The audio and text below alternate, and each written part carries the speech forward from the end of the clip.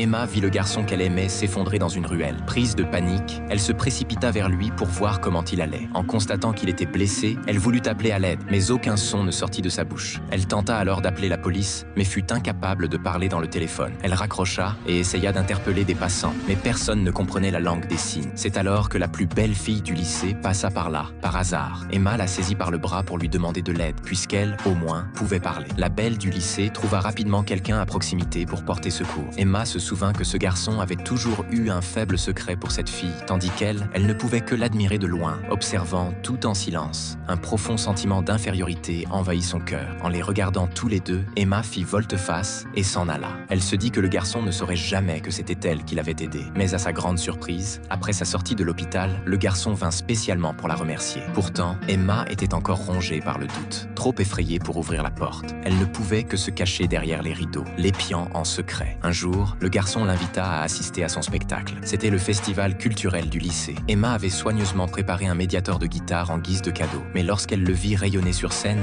elle se détourna, les yeux embués de larmes. Elle savait que, comparée à lui sous les projecteurs et à toutes les jolies filles du lycée, elle serait toujours la plus effacée de tous. Emma ne se rendit pas au spectacle. Elle resta chez elle. À sa grande surprise, le garçon se présenta à sa porte. Emma hésita longuement avant de sortir à sa rencontre. Tout excité, en utilisant la langue des signes qu'il venait tout juste d'apprendre, il lui demanda pourquoi elle n'était pas venue. Mais pour dissimuler ses émotions, Emma rétorqua « Pourquoi inviteriez-vous une sourde muette à un concert? Vouliez-vous que les gens se moquent de moi ?» À la grande surprise d'Emma, le garçon brandit un livre de langue des signes et lui signa, visiblement après s'y être préparé. La musique ne s'écoute pas seulement avec les oreilles, elle se ressent aussi avec le cœur. À cet instant, des larmes montèrent aux yeux d'Emma. De peur qu'il ne devine ses sentiments, elle fit demi-tour et s'enfuit. Le lendemain, au lycée, ils se retrouvèrent dans la salle d'art. Le garçon feuilleta le carnet de croquis d'Emma, complimentant ses dessins les uns après les autres. Puis il tomba sur son propre portrait et sentit aussitôt que quelque chose clochait. Emma lui arracha précipitamment le carnet des mains. L'atmosphère changea du tout au tout en un instant. Le garçon prit l'initiative de lui demander en langue des signes si elle l'aimait. Lorsqu'il vit Emma hocher la tête, il resta figé sur place.